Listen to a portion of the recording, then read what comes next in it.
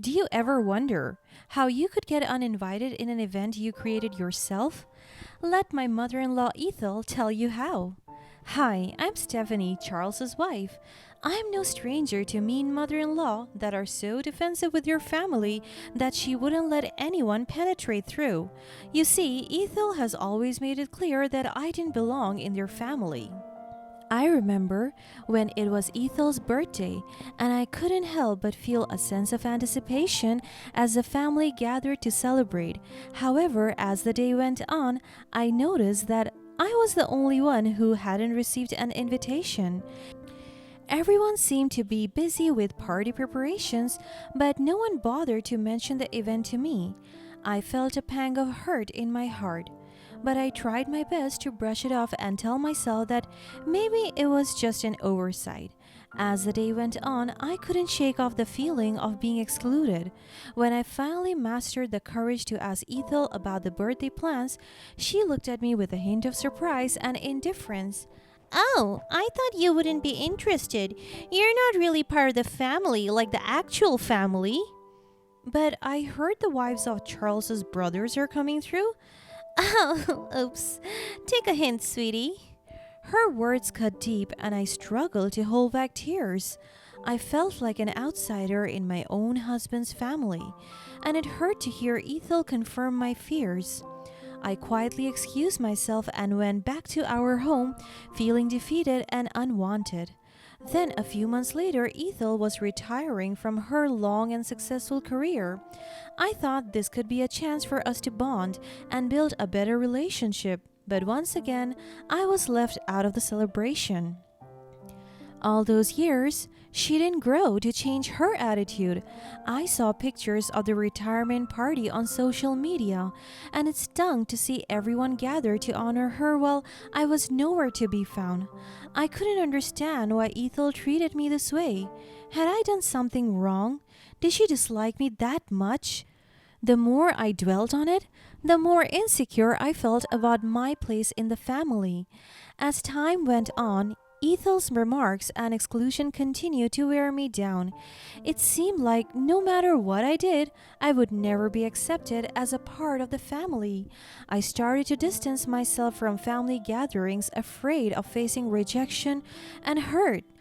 One day, the idea of a family reunion started floating around, and I didn't even bother to get my hopes up. I know that history would repeat itself, and I would once again be excluded from the festivities. As the discussions about the reunion continued, I remained quiet, not wanting to draw attention to myself. I observed as everyone enthusiastically shared ideas and made plans for the event. My heart sank with each passing moment, knowing that I would likely be left out once again. I think it's a great idea to have a reunion. It's been way too long since we all got together. It's going to be so much fun. I can't wait to see everyone again. I miss you all. Yeah, you guys don't even have to worry. I got it. I can host it at my place, and we can all have a wonderful time together. Everyone seemed thrilled with the idea, and they began discussing potential dates and activities for the event. I sat quietly, feeling like an outsider looking in. I forced a smile and nodded along, but inside I was feeling a mix of sadness and frustration. I wanted to be a part of the excitement, join in the planning, and be included in the family reunion, but I knew that if I spoke up, I might just be met with indifference or brushed aside.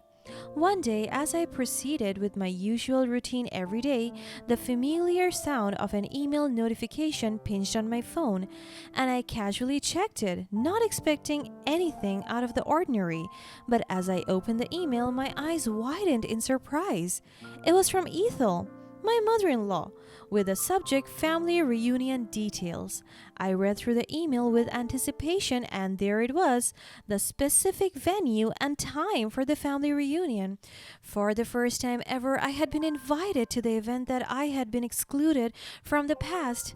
Oh my gosh, I can't believe it. I finally got an invitation to the family reunion.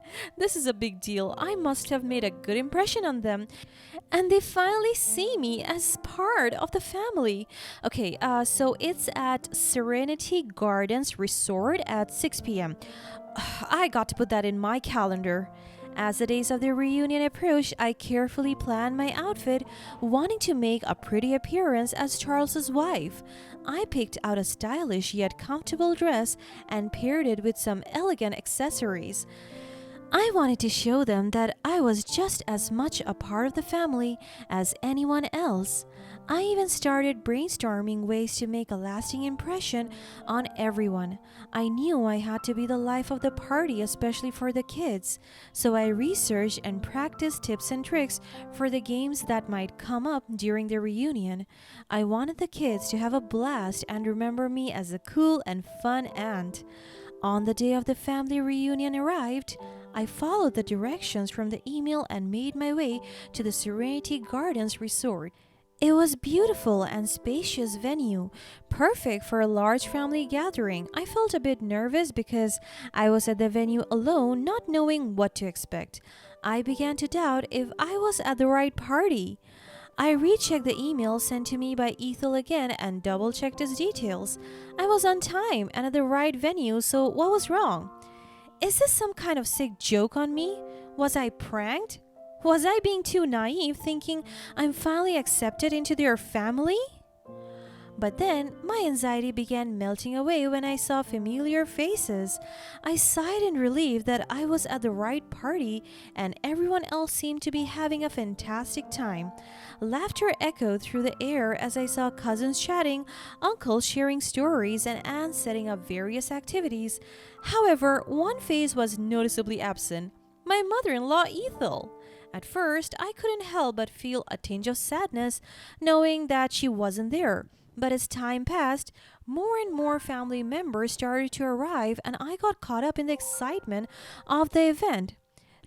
Things were stagnant and dull, since there was no program flow for the family reunion since the host, Ethel, wasn't around. Instead of being disappointed, I decided to take matters into my own hands, thinking it was time to introduce myself to the entire family. I started hosting party games for the kids, the same knowledge I researched days before practicing for the party. Alright everyone, gather around. I'm going to show you the most amazing trick you have ever seen. Now, watch closely because this trick is truly mind-boggling. I'm going to make these cards disappear right before your eyes. Don't blink or you'll miss it. This is where the real joy came through.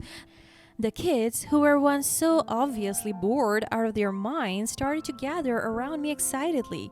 They were amazed by my tricks to the point that they were hugging me and chanting my name all throughout. My heart swelled with happiness. It was a moment I will never forget.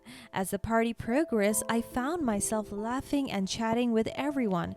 The adults seemed to genuinely enjoy my company, and I was thrilled to feel included in their conversations. It was heartwarming to know that they saw me as more than just an outsider.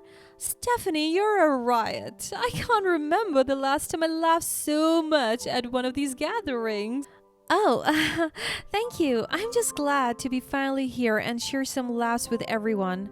Well, we have been missing out. You should come to these gatherings more often. Actually, I would have, but this is the first time I have ever been invited. Really? But we always look forward to having you here. We thought you didn't like these family events. That's what I know too. My mother always said you hate gatherings like this and that you would get very angry at me if I forced you to come. So I never brought it up. No, that's not true. I don't know where that came from. I just assumed you guys never invited me for a reason, so I didn't want to make a fuss about it.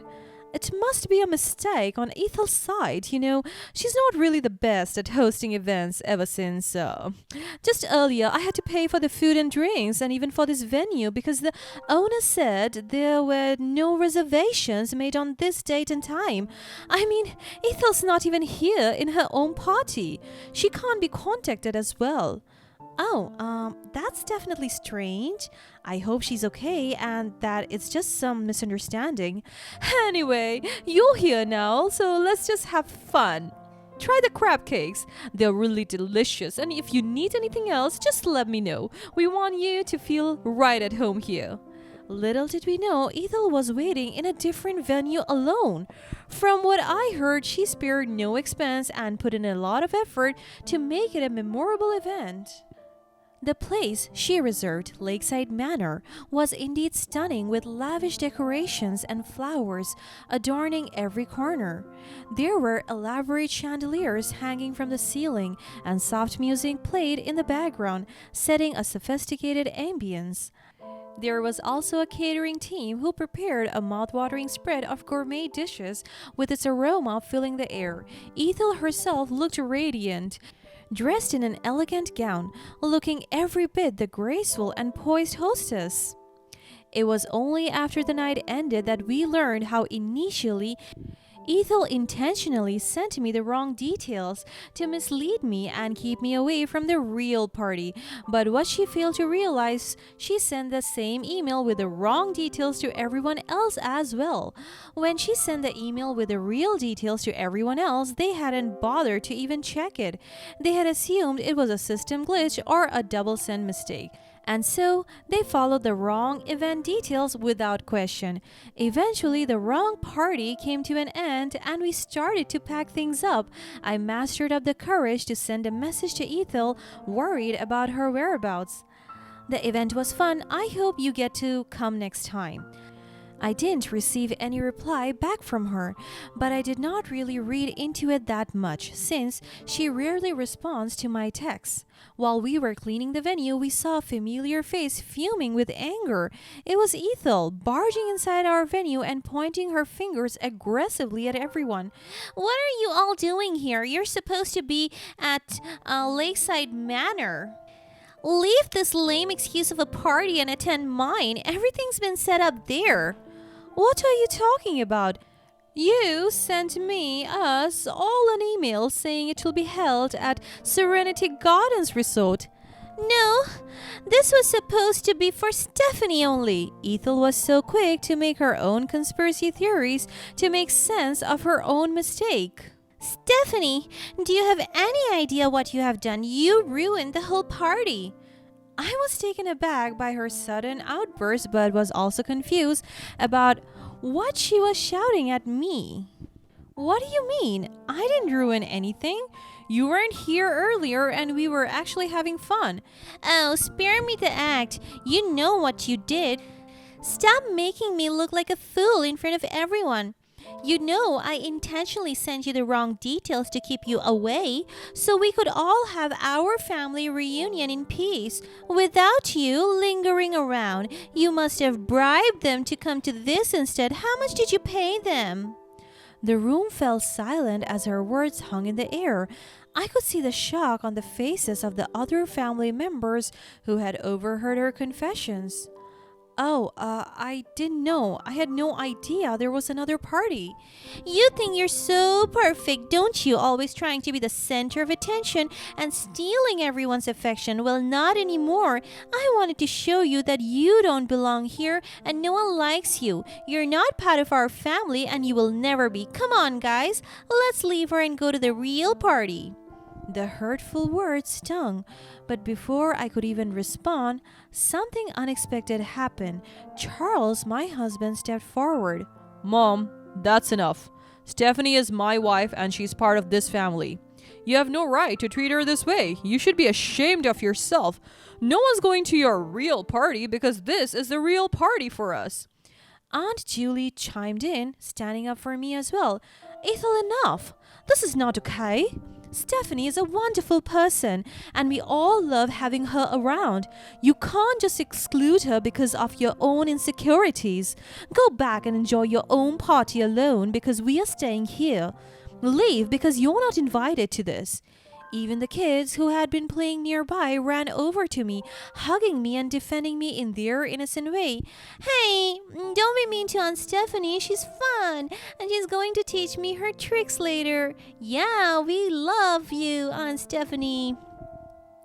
Ethel was taken aback by the united front of the family, and she realized that her plan had backfired. Instead of driving me away, it brought me closer to the rest of the family.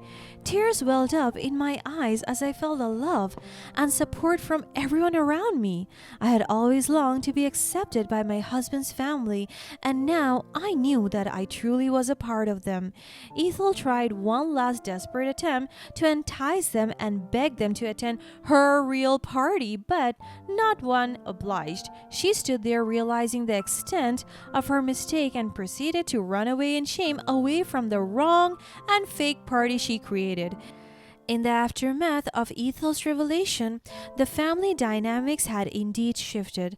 The love and acceptance that had once been extended to her now seemed distant. From that day onwards, Ethel found herself isolated and excluded from gatherings. When she offered to host another event, no one showed up. The invitations she sent were met with indifference, and she became a mere spectator to the celebrations she once thrived in.